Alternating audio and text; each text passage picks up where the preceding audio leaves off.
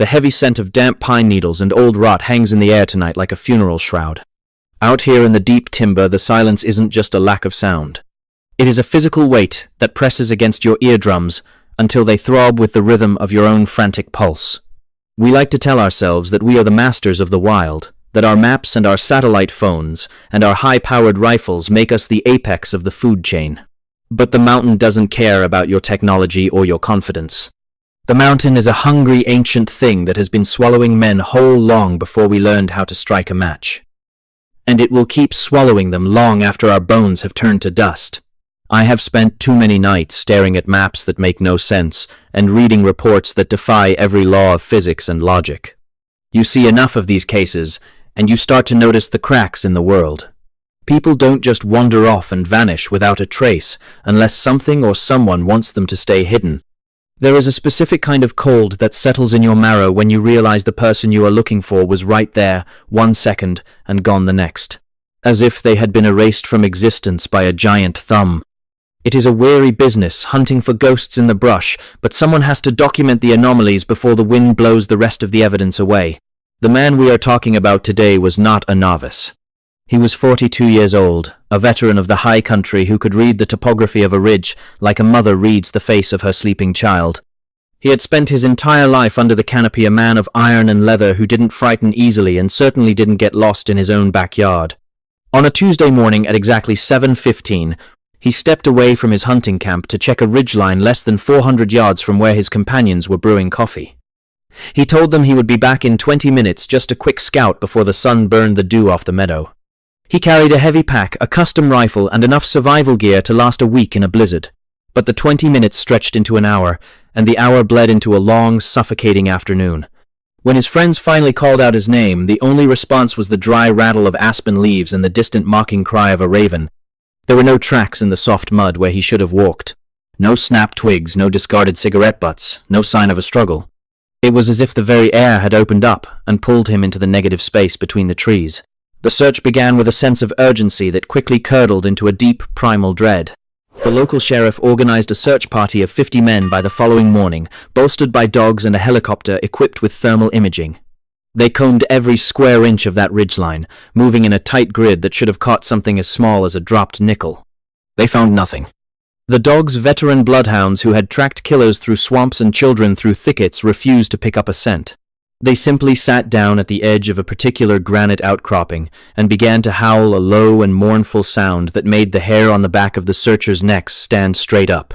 The thermal cameras saw only the cold, unyielding stone of the mountain, showing no signs of a heat signature that would indicate a living human being. Then the weather turned, as it almost always does in these cases. A freak storm rolled over the peaks with a speed that defied the meteorological forecasts, dropping the temperature by 30 degrees in less than half an hour. Violent horizontal sleet lashed the searchers, turning the terrain into a slick, treacherous nightmare of mud and ice. It was as if the mountain itself was trying to push them away, guarding whatever it had taken. They had to retreat, huddled in their tents while the wind shrieked like a banshee through the pines. In the darkness, several men reported hearing something odd over the roar of the gale. A sound like rhythmic, metallic clicking that seemed to move just outside the circle of their flashlights. 3 days later, when the sky finally cleared, a searcher found the first piece of evidence 5 miles away from the last known location. It was the hunter's rifle, leaning neatly against a cedar tree, as if it had been placed there by a careful hand. There was no rust on the barrel despite the storm, and the bolt was pulled back, the chamber empty. But here is the part that keeps me awake at night. The rifle was found on a ledge that required a technical climb to reach. A place no man in heavy hunting boots and a pack could have scrambled up without ropes. And yet there it was, sitting in the sun like a monument to a missing life. As they moved further up the drainage, the discoveries became even more bizarre and unsettling. They found his boots 2 miles beyond the rifle, sitting side by side near the edge of a fast-moving creek. They were tied neatly, the laces tucked inside, but there were no socks to be found. In the world of search and rescue, finding a missing person's footwear is often a death sentence. It implies a state of paradoxical undressing or a total mental breakdown. But this man had no history of illness, and the temperature had been well below freezing. Why would an experienced woodsman remove his only protection against the jagged rocks and the biting cold? The searchers pushed on their shadows, growing long and distorted against the grey granite. 10 miles from the camp in a high alpine basin that was supposedly inaccessible due to the recent snow, they found his pack. It had been turned inside out. Every piece of gear, from his emergency rations to his first aid kit, had been meticulously emptied and scattered in a perfect circle around the pack. The strange thing was that none of the food had been touched by animals. Not a single wrapper was torn by a rodent, and the scent of dried beef should have attracted every bear within 20 miles. It was as if the local wildlife knew better than to touch anything that belonged to the man who had vanished. The investigators began to talk in whispers about the impossible distances. To reach that basin from the ridge where he was last seen, the hunter would have had to travel over 3 mountain passes, crossing terrain that even the most elite athletes would struggle to navigate in broad daylight. He would have had to do it in the middle of a screaming blizzard at night without his boots. It defies every law of human endurance and logic. It suggests a movement that wasn't a walk, but a transport, a sudden relocation by a force that doesn't care about the physical limitations of muscle and bone. I have seen the photos of the site, and there is a quality to the light in that basin that feels wrong, a sort of sickly yellow hue that doesn't match the surrounding forest. One of the lead investigators told me off the record that while they were bagging the evidence, they felt a sensation of intense pressure in their sinuses, like they were standing too close to a high-voltage transformer. He said the air tasted like ozone and scorched hair. They didn't find any tracks leading into the circle of gear, and they didn't find any tracks leading out. Just the empty pack and the silent, indifferent stones. The body was finally located 2 weeks later, and this is where the narrative truly fractures into the impossible. He was found at the base of a sheer cliff, another 5 miles in the opposite direction. The autopsy report was a masterpiece of confusion. The medical examiner noted that while the man had been missing for 14 days, his body showed only 3 days of decomposition. His stomach was completely empty, yet he showed no signs of the muscle wasting associated with starvation. Most terrifyingly, the cause of death was listed as blunt force trauma, consistent with a fall from a great height, but his bare feet, showed no signs of scratches, cuts, or even dirt. How does a man traverse 20 miles of the most rugged terrain in North America without shoes, and keep his feet as clean as if he had been walking on a carpet? How does he stay alive for 11 days only to die 3 days before he was found, and where was he during that gap in time? The authorities closed the case, calling it an accidental fall and chalking the anomalies up to the unpredictability of the wilderness. But we know better. We know that mountains have pockets of something else, something that operates on a frequency we aren't tuned to hear. There are theories, of course. Some talk about portals or rifts in the fabric of space places, where the veil is thin and a man can step into a shadow and come out miles away. Others whisper about things that live in the deep caves, entities that have been here since the glaciers retreated and view us as nothing more than curious biological specimens to be caught, examined, and discarded. I don't know which is worse. The idea that there are monsters in the woods, or the idea that the woods themselves are a conscious predatory organism that occasionally decides to pluck a soul from the earth. I have spent years looking into these patterns, and the details always rhyme. The sudden weather changes, the proximity to granite and water, the missing clothing and the impossible distances. It happens to the young and the old, the fit and the frail. It is a phenomenon that leaves no footprints and offers no explanations. Every time I close a file on a case like this, I feel a little more of my own certainty slipping away. We are guests in a house that doesn't want us there, walking on floors that can turn into trapdoors at any moment. You look at the case of Hedges in the crazy mountains of Montana back in 2014. A seasoned hunter familiar with the area who vanished while trying to find a shortcut to a cache. His boots were found miles away in one direction, his backpack in another, and his remains weren't discovered until years later in a spot that had been searched multiple times. Like our hunter today, the logistics of his movement were physically impossible for a man in his condition.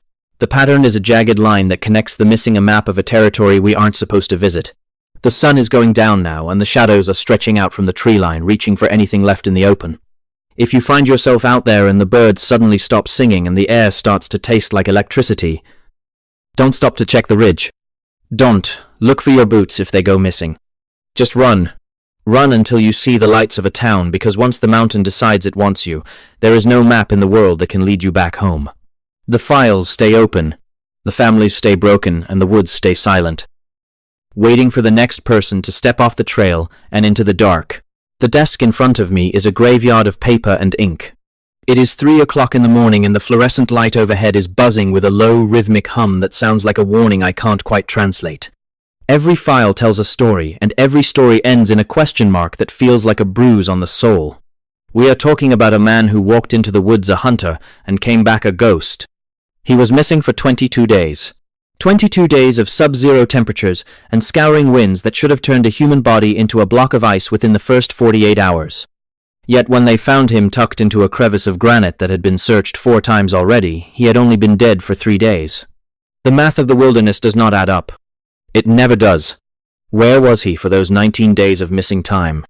Was he walking through the same trees we were, or was he somewhere else entirely? Somewhere the sun does not set and the air does not move. The authorities looked at the jagged rocks and the broken limbs, and they called it an accidental fall. They closed the folder and went home to their dinners and their warm beds. They chalked the anomalies up to the unpredictability of the wilderness, because that is the only way they can sleep at night. But I have seen too many of these folders to believe in accidents anymore. Silas Thorne was not a man who got lost. He was 62 years old, with hands like cracked leather and a mind that worked like a topographic map. He knew the Cascades. He knew the way the wind shifted before a storm, and he knew how to read the moss on the north side of the hemlocks. On the 12th of October, he stepped out of his truck with a bolt-action rifle and a pack filled with enough supplies for a weekend. He was looking for elk, but what he found was a hole in the world. The last person to see him was a park ranger near the trailhead around 9:15 in the morning. Silas was smiling. He was confident. He was a man in his element. 6 hours later, his radio went silent, and the woods became a vault. When the search teams moved in, they found nothing. No blood. No brass casings. No disturbed earth. It was as if the mountain had simply reached down and plucked him from his boots. I want you to imagine the silence that follows a disappearance like that. It is not a peaceful silence. It is a heavy, suffocating vacuum. The searchers reported that the birds stopped singing for 3 square miles around the last known point of Silas Thorne. The dogs, which were the best tracking hounds in the state, refused to cross a specific line of granite boulders. They whimpered and tucked their tails between their legs and sat down in the dirt. They were looking at something the human eye could not perceive. There is a specific frequency to these places. A vibration that rattles your teeth and makes the hair on your arms stand up. Some call it infrasound. I call it the sound of the door closing behind you. By the 10th day, the weather turned. A massive storm rolled in from the Pacific, bringing 4 feet of snow and winds that topped 60 miles per hour. No one survives that. Not without shelter. Not without a fire. The search was called off. The family was told to prepare for the worst. The mountains were now a tomb of white and grey. But then, on the 22nd day, a volunteer hiker spotted something orange against the grey granite of a ridgeline 2,000 feet above where Silas had disappeared. It was his vest. When they reached him, they found Silas lying in a fetal position. He was missing his boots. His socks were clean. There was no wear and tear on his feet, despite the fact that he was miles away from his last known position. He had died 3 days prior. For 19 days he had survived in a blizzard without gear or fire or food, and yet his body showed no signs of starvation or frostbite. He looked as if he had simply laid down and gone to sleep an hour ago. This is the part where the logic of our world breaks. The official report says he fell, and the cold took him. But they don't explain how his boots ended up 4 miles away on top of a peak that would have required a professional climber to reach. They don't explain why his rifle was found leaning against a tree 12 miles in the opposite direction. They don't explain the gap in time. We know that mountains have pockets of something else. Something that operates on a frequency we are not tuned to hear. There are theories that drift through the dark corners of the internet and the hushed conversations of retired rangers. Some talk about portals or rifts in the fabric of space. Places where the veil is thin and a man can step into a shadow and come out miles away or decades later. Others whisper about things that live in the deep caves. Entities that have been here since the glaciers retreated and view us as nothing more than curious biological specimens to be caught and examined and discarded. I don't know which is worse.